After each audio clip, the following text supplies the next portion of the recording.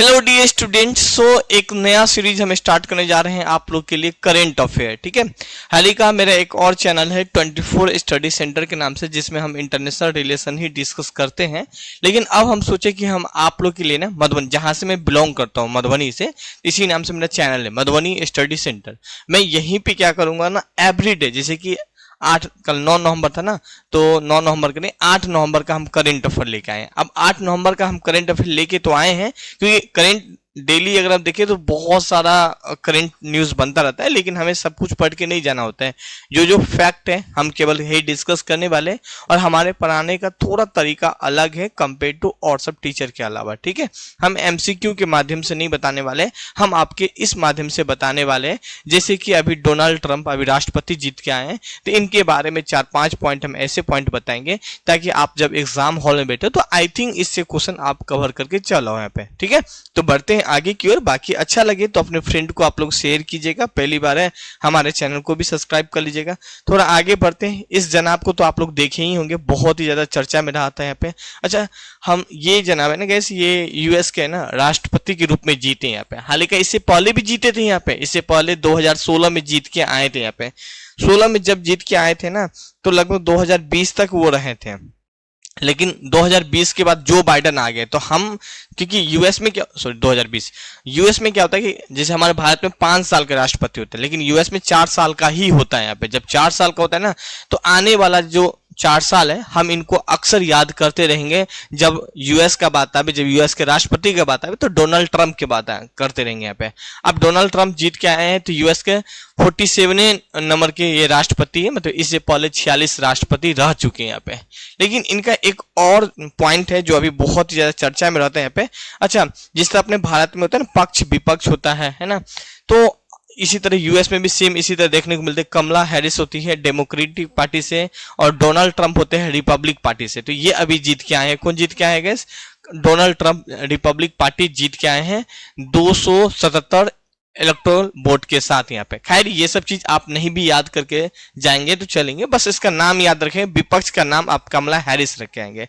अच्छा, एक पॉइंट क्या चर्चा में कि 132 साल में है ना पहली बार ऐसा हुआ डोनाल्ड ट्रंप ना, इससे पहले जितने भी राष्ट्रपति थे वो उनका जो समय काल होता है ना, वो 2 साल लगातार जीतते चलते हैं। लेकिन ये क्या हो, एक बार जीते फिर हारे फिर जीते यहाँ पे। तो यही चीज एक मुद्दा है, चर्चा में रहता है यहाँ पे। लेकिन एक पॉइंट और हम आप लोग के बीच बताने वाले हैं। देखिए, हम हमारे देश का राष्ट्रपति अगर जीत के आए ना, तो हम लोग अपने देश की, देखो सिर्फ भारत में ही नाम चला है कि हाँ भारत का राष्ट्रपति ये बना है, और ज्यादा ज्यादा नेबरिंग कंट्री जो नेपाल भूटान हो गया वहां तक आता है यहाँ पे। लेकिन ग्लोबली अगर बात करोगे तो इतना ज्यादा चर्चा में नहीं होता है जितना ज्यादा हमारे डोनाल्ड ट्रंप जी चर्चा में होते हैं, यूएस के प्रेसिडेंट चर्चा में होते हैं। इसके पीछे रीजन है कि शक्ति।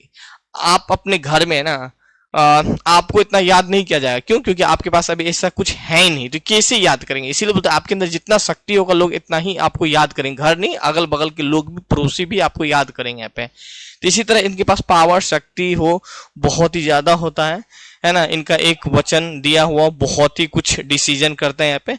तो इसीलिए इनको काफी सारे देश, पूरा ऑल ओवर बात करें वर्ल्ड के जितने भी देश है, सभी देश फोकस करते हैं कि यूएस में कौन राष्ट्रपति बन के आए। लेकिन आप भारत कर लो, है ना, इनके अलावा और छोटे मोटे कंट्री के लोग, इनको कोई फोकस या कोई पूछता नहीं। कोई भी जीते कोई भी हारे, इससे कोई मतलब नहीं कोई भी कंट्री को।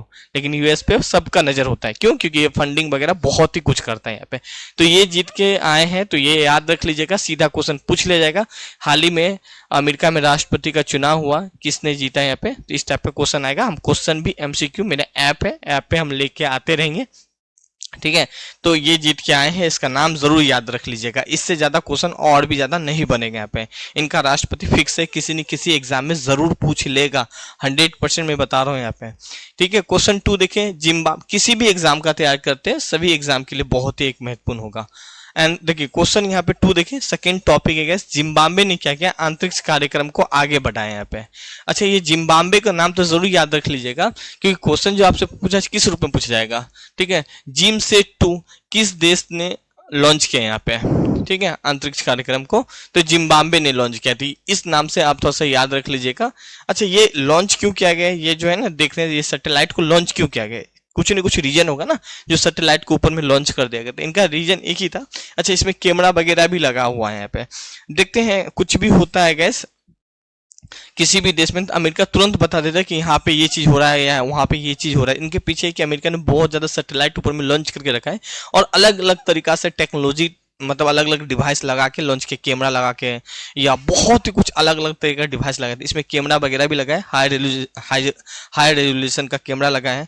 अब इनका काम क्या होगा, कृषि से रिलेटेड, यहाँ पे पर्यावरण से रिलेटेड हो, आपदा प्रबंधन से रिलेटेड जानकारी देने यहाँ पे थे, ठीक है। सैटेलाइट लॉन्च करते हैं, जैसे कि काफी सारा आदमी ना सबका अलग अलग काम बांट देता है ना, इसी तरह उन्होंने जिम्बाब्वे ने भी अपना जिमसेट 2 लॉन्च किया, उसका काम दे दिया कि भाई तुम्हारा ये काम है कि जानकारी देना, और यहाँ पे कंप्यूटर के पास 2-3 आदमी को बैठा दिया कि भाई वो भी जानकारी, जो भी जानकारी है आगे सरकार तक पहुंचाना और सरकार जनता तक पहुंचाएगा। कुछ न कुछ उद्देश्य होता है, बस यही उनका उद्देश्य यहाँ पे। इसी तरह यूएस ने भी बहुत ज्यादा लॉन्च करके रखा है, हर फील्ड के लिए अलग अलग सैटेलाइट, काफी सारा सैटेलाइट लॉन्च किया है यहाँ पे। नाउ क्वेश्चन नेक्स्ट, यहाँ पे हम लोग बात करने वाले गैस 3 टॉपिक देखे, काफी अच्छा टॉपिक है चीन यहाँ पे, ठीक है। अब चीन हमारा पड़ोसी सा देश है, काफी सारे जो लोग हैं भारत के ऑलमोस्ट बात करने वाले हैं। चीन को थोड़ा सा एक गलत नजर से देखा जाता है, इनके पीछे रीजन है इनके खुद करनी से यहाँ पे।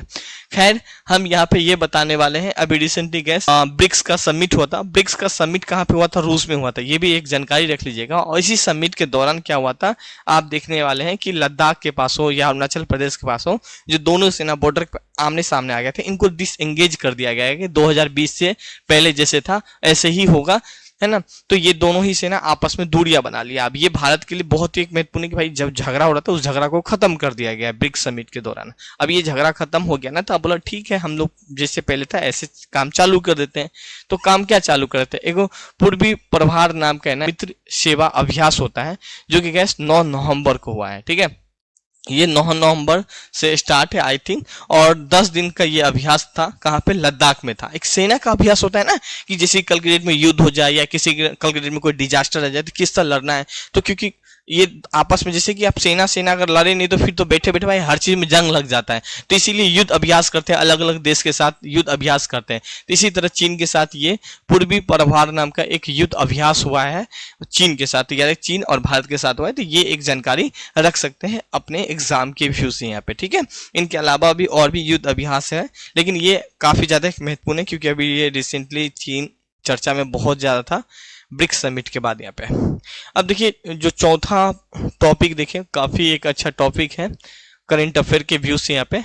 अंतर्राष्ट्रीय सौर गठबंधन, अंतर्राष्ट्रीय सौर गठबंधन की स्थापना कब हमें देखने को मिलती है, 30 नवंबर को देखने को मिलती है यहाँ पे, 30 नवंबर 2015 को देखने को मिलती है यहाँ पे। अच्छा 30 नवंबर 2015 को मिलती, क्यों मिलती है, क्योंकि आप देखोगे ना पेट्रोल और डीजल है ना सब खत्म होते जा रहा है भाई, एक न एक समय में तो खत्म होगा, या देख लो प्राइस बहुत ज्यादा बढ़ रहा है। अब सौर ऐसा चीज है ना कि भाई ये प्राकृतिक से ही हमें मिलता है, इनमें कोई पैसा तो लगता नहीं है यहाँ पे, बस सोलर प्लेट बनाओ, फिर एनर्जी लो और फिर अपना जो भी काम है आगे का बिजली जलाओ, जनरेटर चलाओ, मतलब जो भी आटा चक्की का मशीन है या और भी जो भी काम है आप ये कर सकते हो, फैक्ट्री वगैरह चला सकते हो।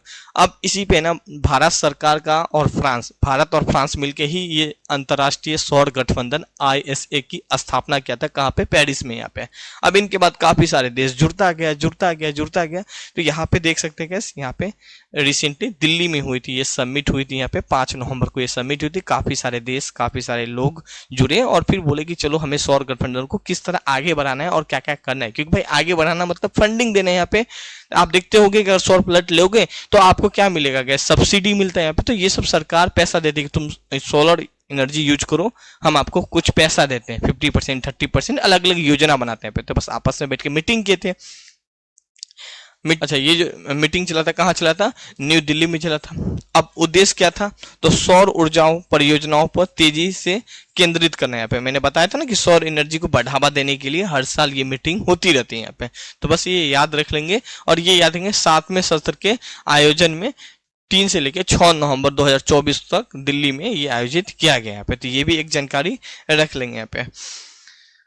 आगे देखिए इससे रिलेटेड योजना वगैरह बनाना, कुछ यही पॉइंट यहाँ पे लिखा गया है यहाँ पे। खैर आगे देखिए QS एशिया रैंकिंग 2025 अगर हम बात करने वाले, हाल ही का यहाँ पे देखिए QS एशिया रैंकिंग में बात करने वाले 984 यूनिवर्सिटी को शामिल किया गया था एशिया में, क्योंकि QS एशिया वर्ड लग गया ना, वर्ल्ड होता तो वर्ल्ड लेवल पे, एशिया में 984 यूनिवर्सिटी को शामिल किया गया पे।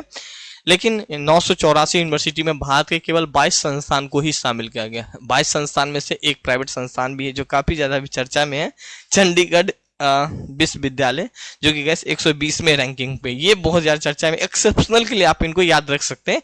लेकिन आपको याद क्या रखना है, भारत के है ना, ये देखिए ये 44वें स्थान पे, भारत के हिसाब से ये पहला हो गया यहाँ पे, ठीक है।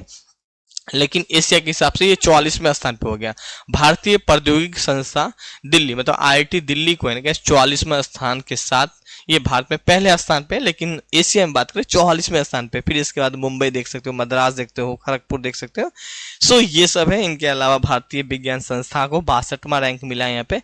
तो आप कितना जानकारी रख सकते हो, एक ज्यादा आप चंडीगढ़ को याद रख लेना, दूसरा आप याद रख लेना दिल्ली और मुंबई, बस इतना ही 3 याद रख के चले जाओगे एग्जाम हॉल में, तो ऑलमोस्ट काफी क्वेश्चन आप कवर कर लोगे यहाँ पे, ठीक है डियर। बाकी हम आप लोग के लिए MCQ वगैरह भी लेके आएंगे। ये अगर आप ऐसे पढ़ के जा रहे हो ना, तो मुझे नहीं लगता है कि एक भी क्वेश्चन आप स्किप कर पाओगे यहाँ पे। जैसे कि आप जहां से पढ़े होंगे, ये भी तो एक यूनिवर्सिटी होगा, आप इस लिस्ट में नाम खोजोगे, दूर दूर तक नाम नजर नहीं आएगा। आप जैसे देखिए बहुत सारा यूनिवर्सिटी होता है, तो बहुत ही कंडीशन के साथ इसको इस रैंकिंग में लिस्टेड किया जाता है यहाँ पे। आगे देखिए हुनर इंडिया परोपकारी सूची, यहाँ पे बात करने वाले डोनेट के बारे में बात करने वाले। जो हुनर इंडिया, अगर हम बात करें जो हुनर ये इंडिया के हैं, तो केवल इंडिया का धनी मनी व्यक्ति जो डोनेट करता है, इनके बारे में चर्चा करता है। जैसे कि पहले स्थान में बात करेंगे शिव नादर एवं परिवार ने क्या किया, 2153 करोड़ रुपया डोनेट किया यहाँ पे। आप लोग भी डोनेट कर सकते हैं इस लिस्ट में, अगर चाहते हैं तो सब कुछ बेच बाज दीजिए, या जो भी है अगर आना चाहते हैं तो इस लिस्ट में अगर शामिल होना चाहते हो। मुकेश अंबानी का भी नाम है गैस यहाँ पे 407। डोनेट बजाज परिवार का नाम सुने होंगे, बिरला परिवार है, ये सब 334 करोड़। सबसे ज्यादा क्या गया शिव नादर एवं परिवार के, शायद आई थिंक ये SCL का मालिक है यहाँ पे, ठीक है।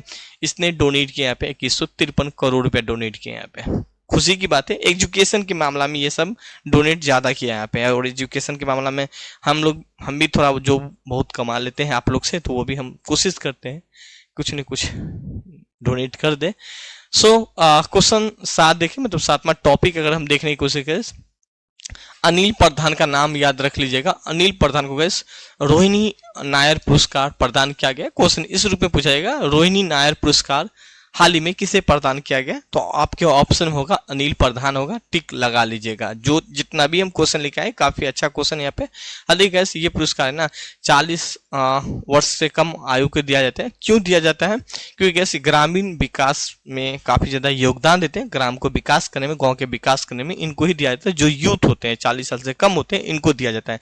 तो रोहिणी नायर पुरस्कार अनिल प्रधान को दिया गया है, और ये एक IAS ऑफिसर थे, भारत की योजना आयोग में सेवा दे रहे थे यहाँ पे। नेक्स्ट देखिए यहाँ पे 8 क्वेश्चन देखिए यहाँ पे। नाउ 8 पॉइंट देखिए यहाँ पे। भारत में हर साल 7 नवंबर को राष्ट्रीय कैंसर जागरूकता दिवस मनाया जाता है। तो ये एक जानकारी रख सकते हैं, बहुत ही बेसिक है, यहाँ पे डे से रिलेटेड क्वेश्चन है, पूछ लिया जाता है कभी कभी एग्जाम में, है ना। सो इससे पहले 7 क्वेश्चन हम जितने भी लेके आए वो काफी ही महत्वपूर्ण था, और इनको भी आप लोग याद रख लीजिएगा। टोटल 8 था यहाँ पे, और कैंसर से रिलेटेड ही जागरूकता के लिए ये हर साल अभियान किया जाता है यहाँ पे। सो टोटल 8 क्वेश्चन हम आज के डेट में लेके आए हैं। 8 नवंबर का क्वेश्चन था यहाँ पे, आज है 9। अब 9 का जितना भी क्वेश्चन है वो हम रात में कलेक्ट करके फिर इसी तरह हम सुबह में आप लोग के बीच लेके आएंगे।